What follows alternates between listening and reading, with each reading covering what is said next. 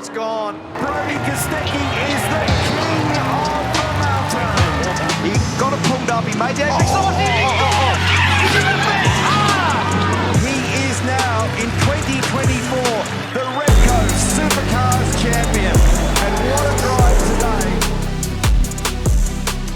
G'day, James Faber here from Supercars.com. Welcome back to our summer cooldown season reviews, proudly brought to you by City Rural Insurance Brokers. Zach Dowdle, how you going, mate? I'm good, thank you, Paves. So we're rolling through the team, Zach, and we've made it to the top five. And we've made it to the Shell V-Power Racing team. And wow, I mean, another extraordinary year for that team, given that all the changes are going on, all the changes that are going to come, which we'll get to in a moment. But a word on their performance this year, I mean, it's probably not what they would have hoped for. It's not what they would have hoped for, and I mean, it's strange to say that Dick Johnson Racing haven't won a race this year. I mean, it's been a long time since they've gone winless in a season, and it's definitely not what they would have wanted. Ultimately, we've seen changes in personnel as a result. Anton de Pasquali on his way out, but there are things to look forward to in the future, and we saw in the last race at Adelaide, we saw Will Davison really fighting hard for a podium. Which that is a real positive for the team moving forward. And hopefully we can see them returning back to where really they should be, further up towards the front of the field. Well, you raise a good point there. There's a team of that calibre, they would want to get results. And unfortunately for them, one win in 52 starts in the Gen 3 era isn't where they want to be. So they've got a lot of changes coming, Zach. They're big changes. I mean, there were already changes about this time last year in December. Ludo Lacroix moved on. Dr. Ryan Story came back. And you think, all right, there's some clear intent to keep moving forward because in those first 3 years of Anton and Will being the drivers, there were wins, there were plenty of poles and podiums, but not the killer blow that they would have wanted. And the first year of Gen 3 being the homologation team, they were under a lot of pressure. They didn't shy away from that fact. So this year to only have a handful of podiums as well would really frustrate them, and they probably vindicated by the changes that are coming, you think? 100%. And it just really has been. It's consistent, yes, perhaps, but it's not consistent where they want to be, which is challenging for wins, challenging for championships. Neither Will Davison nor Anton de Pasquali were in championship contention really at any point throughout the season, really not even right off the bat. So that will be really disappointing for them. And Dr. Ryan Story, he said it on the Cool Down Lap podcast several times now. This is not where he wants the team to be. And he said that in much more direct terms than that, but and we're seeing him now. He's really stamping his authority and saying, drawing a line. This is it. This is the lowest point we want to be at. From here on up, it's only onwards and upwards. And he's really swung some massive changes to make sure that that will be the case going forward. I think if you're a fan of that race team, that's a good thing to hear. You know, there's the accountability there. Not many sporting organisations and even race teams will have accountability. They'll try and look to excuses or look to incidents or things out of their control. But Ryan has been very, very steadfast in about saying, this is our problem to fix and we're going to fix it. And it's amazing to say that given that they were fifth in the team's championship this year, which is definitely not something to sneeze at. But it was their first winless season since 2016. That was well and truly in the first few years of the Penske era. And they turned it around. They became the team in supercars. 4 years of Anton at the Shell V-Power Racing team, lots of poles, lots of wins, but your assessment, because it really didn't really go to plan. I mean, 3 DNFs and a DNS this year, really frustrating. It is frustrating, but it's really the poison chalice of when you're replacing someone like Scott McLaughlin, who was sensational, one of the best we'll ever see in supercars. That is an extremely high bar to achieve, and perhaps it was unrealistic to expect Anton to reach those same heights. Initially, there was promise. I mean, definitely that time in 2021 where the championship was based out of Sydney Motorsport Park for a few rounds. Anton de Pasquali was really, really strong there. Won plenty of races, got plenty of poles. Since Gen 3, definitely a bit more of a struggle for Anton, I think, from the Gen 2 era. Sure, he got that win in Townsville last year, but that was helped out a lot by a DNF the day before, which allowed him to save tyres and go hard on tyre strategy. This year, I mean, still, there was a highlight. I mean, winning the Jason Richards Memorial Trophy in Taupō. He didn't win a race that weekend, but 2 podiums for the weekend. That's a strong weekend, and arguably on the balance of a whole weekend, the strongest weekend he's had in the Gen 3 era. it just hasn't been able to match that since. And it really has been a struggle for Anton. And as a result, he believes that he can find more success elsewhere. So that'll be really interesting to see how that goes. But I mean, at the end of the day, it really is just sort of what expectations do we really have. And ultimately, he was drafted in to replace Scott McLaughlin. And when you want to replace someone of that caliber, you got to perform even somewhat to that level. And unfortunately, it just hasn't really gelled for whatever reason. It was a fascinating, almost odd couple, wasn't it? I mean, you're getting Will Davison, who had missed out on a full-time drive in bizarre circumstances due to COVID and 23 Red Racing. Anton had well and truly, I think, proven himself at Erebus Motorsport. He got that win at Darwin in 2020. So when Scott went to IndyCar and Fabian Coulthard moved on as well, you bring in Anton, you bring in Will Davis, and he's like, okay, this is actually a really good partnership. And in the early races, they were struggling a bit. Even Scott leapt to the defense and saying, hey, look, this is a new era for this team. Even Penske's moved on. Got to give us some time. There has been time now, and you probably look back at those 4 years with those two guys together, and they would desperately have loved more race wins. I mean, you've got to look at the positives as well. I mean, Anton was amazing over one lap. Look at the results from this year, the head-to-heads. Anton led that 14-10 over Will. So Anton was always quite strong over one lap, but no wins this year would be the stat that really frustrates those guys. You got to look at Taupō as well. They were really, really good. And even Will Davison got that amazing pole in Sydney as well. So Zach, you look to the last 4 years now of Anton and Will Davison at the Shelby Power Racing team. Where do you think it's sort of just missed out for those guys? Where do you think it went wrong? I think anytime you take Team Penske out of any racing organisation, you're going to feel it. And that's no slight on the Dick Johnson Racing organisation in the slightest. They've still been one of the benchmark operations in Australian motorsport for going on 45 years now since they were founded. But Team Penske, they are one of, if not arguably, the best racing team in the world. You look at what they do in NASCAR, they're winning championships. You look at what they do in IndyCar, they're winning championships in sports cars even now.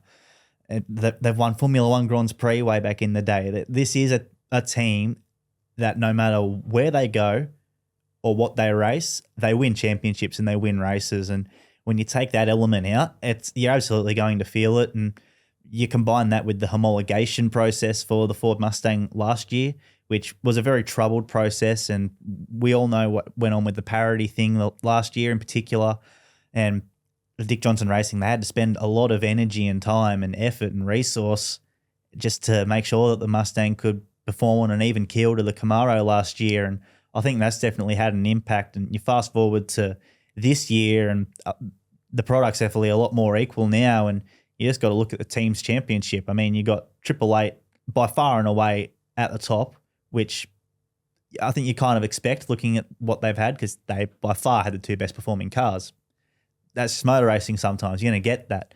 But then it's Ford team behind in Tickford, WAU, Grove Racing, and then you got Dick Johnson Racing. And for the homologation team to be the fourth best team of that manufacturer, I don't think that's going to sit well with Dick Johnson Racing at all, and that's going to give them a lot of fuel and motivation for next year. Before we get into too much detail, Zach, let's get a message from our partners. Our season reviews are proudly sponsored by City Rural Insurance Brokers. City Rural, a subsidiary of the Cowden Group of companies, has over 50 years' experience supporting their clients. They offer a range of specialist insurance from heavy industry to food trucks. They are your insurance pit crew. Head to cityrural.au. So we'll get to Brodie in a second, but one of the key stories for me from this year was not only Brodie arriving for next year, but Will Davison staying. I think Will's had a solid few years.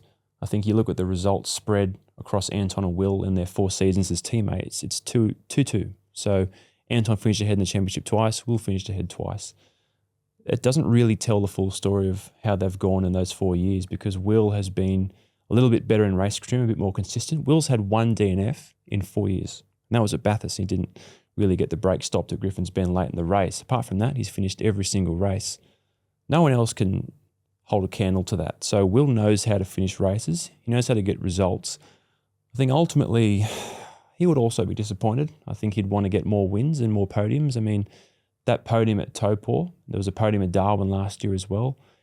You'd want to be on the podium more than that in a few years at a team like that. But you do have to look to next year now. I think that team has had pretty consistent performance at the level they wouldn't want to. Now they're getting, he was the reigning champion in Brodie Kostecki, he's the former champion. He's the current Bathurst champion, and he's coming on really good form. Can Brodie push Will to a new level, vice versa? Does Will push Brodie to a new level? Do we not know until round 1 when they roll out with Erebus built chassis?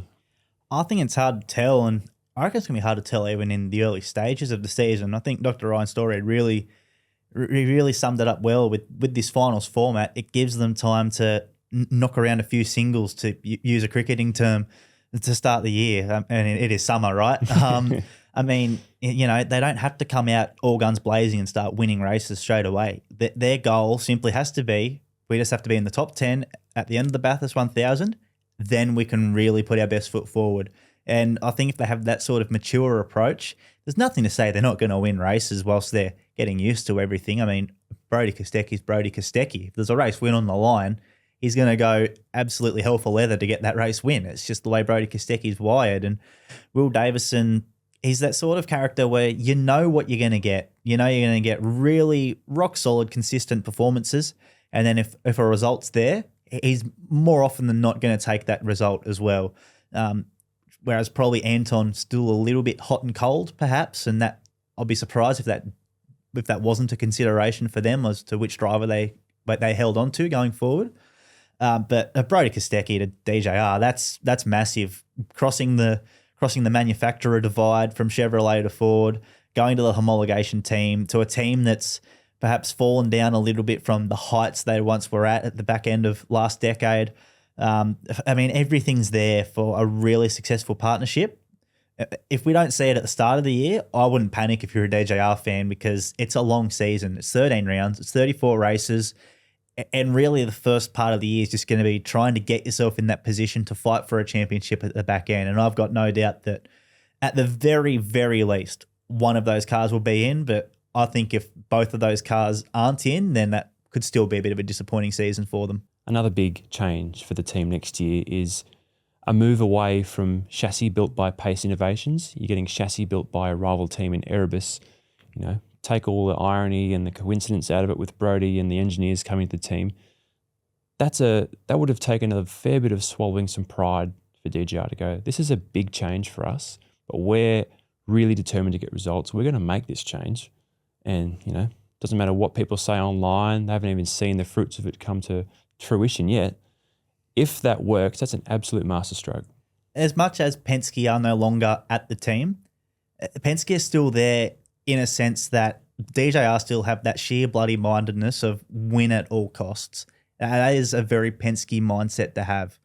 And I mean, bringing all of the Erebus staff, those key staff such as George Commons and Tom Moore, and I think Tom Moore and Will Davison, that's going to be another really interesting combination to keep an eye on, because Tom, he is a very bright young engineer, one of the best in the paddock at such a young age already. And Will's a very technically minded driver as well. So, I mean, who knows? That could become a really happy marriage as well.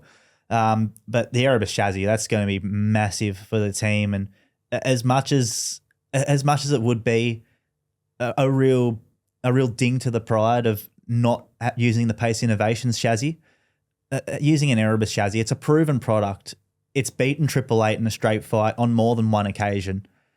I mean, you've got the bare bones of the car from Erebus, sure, but at the end of the day, it's still a Dick Johnson racing car. It's still going to be a Ford Mustang body shell. It's still going to have Shell V-Power stickers all over it. It's still going to be run by Dick Johnson Racing engineers. So as much as it's an Erebus car, it's going to be an Erebus car in, well, really the barest form only. It's still very much going to be Dick Johnson Racing's product at the end, and I think we'll see that on track. Given how big the swings have been, would you be surprised if they won a race in Sydney straight away in February?